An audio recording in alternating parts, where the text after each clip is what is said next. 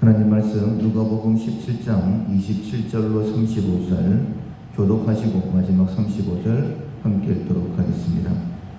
노아가 방주에 들어가던 날까지 사람들이 먹고 마시고 장가들고 시집가더니 홍수가 나서 그들을 다 멸망시켰으며 또 롯의 때와 같으리니 사람들이 먹고 마시고 사고 팔고 심고 집을 짓더니 롯이 소돔에서 나가던 날에 하늘로부터 불과 유황이 비오듯 하여 그들을 멸망시켰느니라. 인자가 나타나는 날에도 이러하리라. 그 날에 만일 사람이 지붕 위에 있고 그의 세간이 그 집 안에 있으면 그것을 가지러 내려가지 말 것이요 밭에 있는 자도 그와 같이 뒤로 돌이키지 말 것이니라. 롯의 철을 기억하라. 무릇 자기 목숨을 보존하고자 하는 자는 잃을 것이요 잃는 자는 살리리라. 내가 너희에게 이르노니 그 밤에 둘이 한 자리에 누워 있음에 하나는 데려감을 얻고 하나는 버려둠을 당할 것이요 두 여자가 함께 맷돌을 갈고 있음에 하나는 데려감을 얻고 하나는 버려둠을 당할 것이니라. 아멘. 나보다 남을 먼저 생각한다 라는 제목으로 함께 은혜를 나누겠습니다. 7월 우리가 훈련하고 있는 품성은 유용성입니다. 섬기기 위해서 일정과 우선순위를 양보하는 품성입니다. 우리가 하나님께 쓸모있는 자가 되어야 될 텐데 실천사항으로는 누구를 섬길지를 정한다. 언제든지 섬길 준비를 한다. 남보다 가족을 먼저 섬긴다. 그리고 오늘부터 3일간은 나보다 남을 먼저 생각한다 입니다. 하나님께서는 온 땅을 두루 감찰하신다고 했습니다. 그리고 쓸만한 사람을 찾아내시고 능력을 더하셔서 하나님의 일을 감당하도록 은혜를 베푸시는 것이죠. 하나님의 선택 기준은 능력은 아니다 라고 우리가 말씀을 들었습니다. 능력은 더해주시는 것이고 하나님께서 선택하실 때의 그 기준은 성품이다. 하나님의 마음을 가지고 있는 사람, 적어도 하나님의 마음이 무엇인지를 알고 그 마음을 가지려고 훈련하는 사람입니다. 하나님의 마음은 약한 사람에게 있죠. 빌립보서 2장 5절 이하에 보면 너희 안에 이 마음을 품으라 곧 그리스도 예수의 마음이니 그는 근본 하나님의 본체시나 하나님과 동등됨을 취할 것으로 여기지 아니하시고 오히려 자기를 비워 종의 형체를 가지사 사람들과 같이 되셨고 사람의 모양으로 나타나시라 자기를 낮추시고 죽기까지 복종하셨으니 곧 십자가에 죽으시니라 라고 말씀하셨습니다. 우리의 약함을 긍휼히 여기시고 우리를 위하여 십자가로 섬기신 것이 그 섬김을 위하여 낮아지신 것이 바로 예수님의 마음입니다. 우리는 예수님의 그 십자가 은혜를 믿는 사람들입니다. 그리고 주님을 따라가려고 하는데 예수님께서 이렇게 명령하시죠. 누구든지 나를 따라오려거든 자기를 부인해야 된다. 그리고 자기 십자가를 져야 된다. 자기 부인은 본능대로 살면 안 된다라는 그런 의미이고 자기 십자가는 예수님의 십자가가 연약한 우리를 섬기는 방법이었던 것처럼 자기 십자가를 져야 된다라는 것은 우리 또한 연약한 누군가를 섬기는 것이다 라고 이렇게 말씀드릴 수 있습니다. 그러나 예수님의 명령과는 반대로 우리는 자기 부인이 잘 되지 않습니다. 여전히 내 본능대로 내 생각대로 살아갈 때가 많이 있죠. 우리가 흔히 목소리 큰 사람이 이긴다 라고 이야기를 하고 주먹이 법보다는 더 가깝다 라고 그렇게 이야기하는 것, 아마 본능이 더 강하다라고 얘기하는 그런 이야기일 것입니다. 이런 삶을 이렇게 표현을 했어요. 오늘 본문에 보면 27절, 28절에 노아가 방주에 들어가던 날까지 사람들이 먹고 마시고 장가들고 시집갔다. 28절에 롯의 때도 그와 같은데 먹고 마시고 사고 팔고 심고 집을 샀다 이렇게 표현을 했습니다. 문제가 있나요? 이게 이 말씀에 기록되어 있고 우리가 이 말씀을 알고 있으니까 이 결론을 우리가 알고 있지만은 이런 삶이 전혀 문제가 안 되죠. 문제 없는 그런 삶입니다. 근데 만약 이런 삶이 전혀 문제가 없다라고 우리가 생각을 한다면 나도 모르는 새 세상적인 삶에 내가 물들어 있는 것입니다. 내가 이런 삶에 물들어 있으니까 이런 삶이 문제가 없다라고 생각이 되는 것이죠. 그렇다면 하나님께서는 어떻게 보실까? 이런 사람들에 대하여 어떤 조치를 취하셨는가? 그저 먹고 마시고 시집가고 장가가고 심고 팔고 이런 사람들에 대하여 어떻게 조치를 취하셨느냐? 27절 노아 때에는 홍수로 그들을 멸망시켜 버리셨죠. 그리고 롯의 때에는 하늘로부터 불과 유황이 비오듯 하여 그들을 멸망시켰다라고 말씀하십니다. 그렇다면 이렇게 살면 안 된다라는 사실은 우리가 반드시 기억해야 됩니다. 먹고 마시고 시집가고 장가가고 그저 나를 위한 삶을 살게 되면 반드시 망하게 되는 거예요. 우리가 예수님께서 어리석은 부자의 비유를 말씀하신 것을 기억합니다.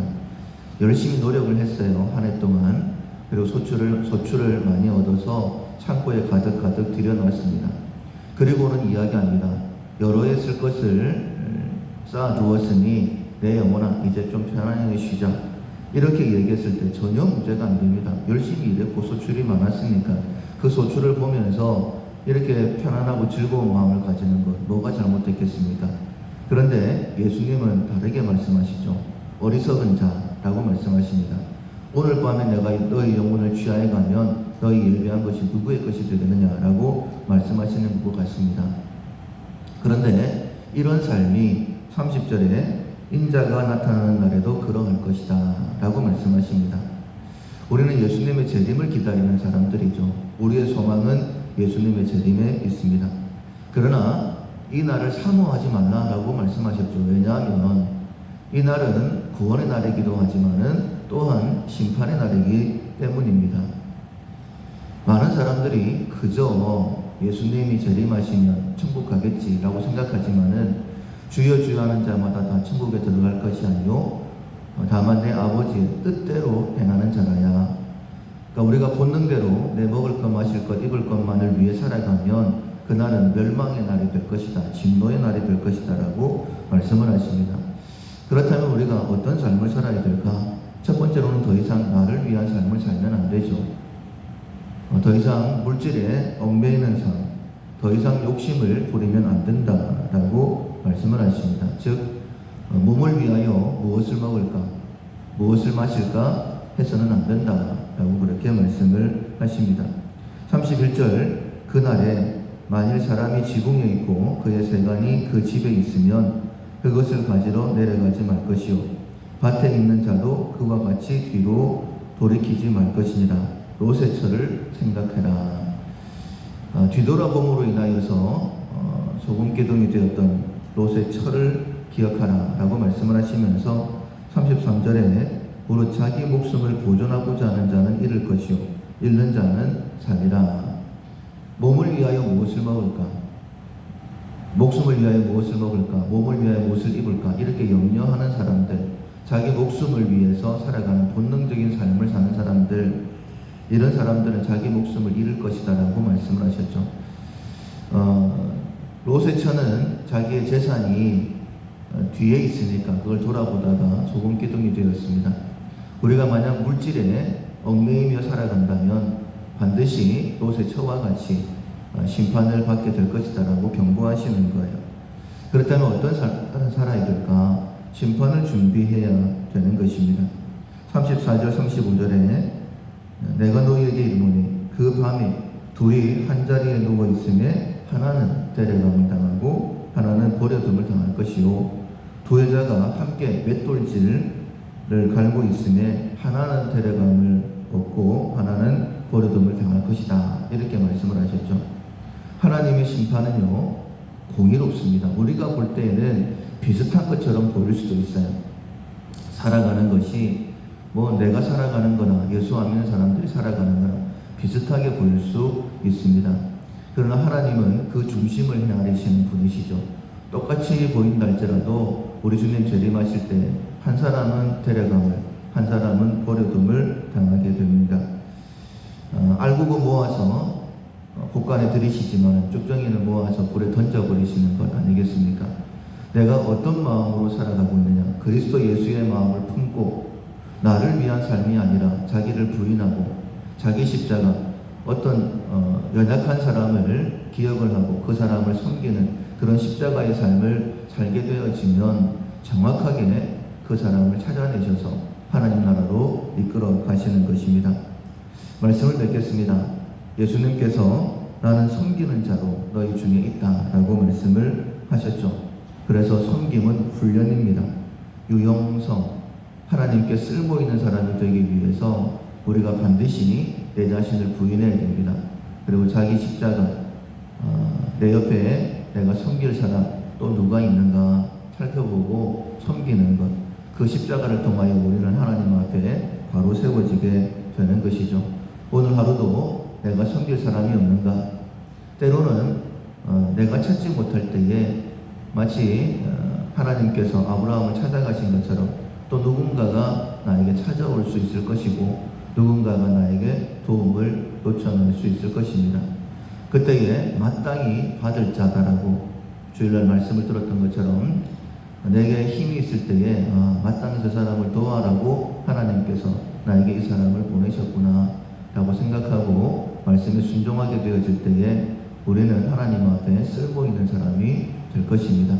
하루하루 하나님의 일을 잘 감당하다가 주님 재림하실 때에 주님 앞에 기쁨으로 설 수 있는 우리 모두가 될 수 있기를 주님의 이름으로 축원합니다. 아멘. 찬송가 445장 455장 주님의 마음을 본받는 자, 찬송가 455장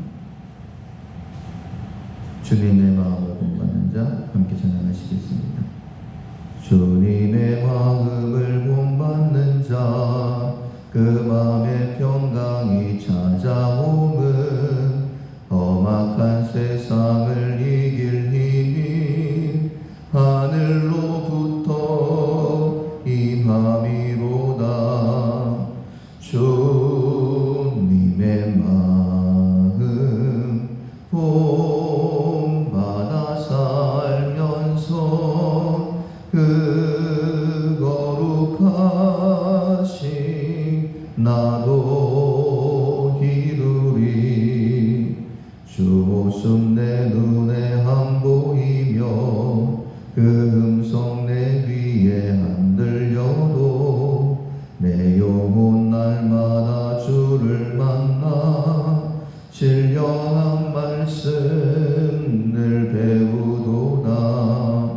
주님의 마음 본받아 살면서 그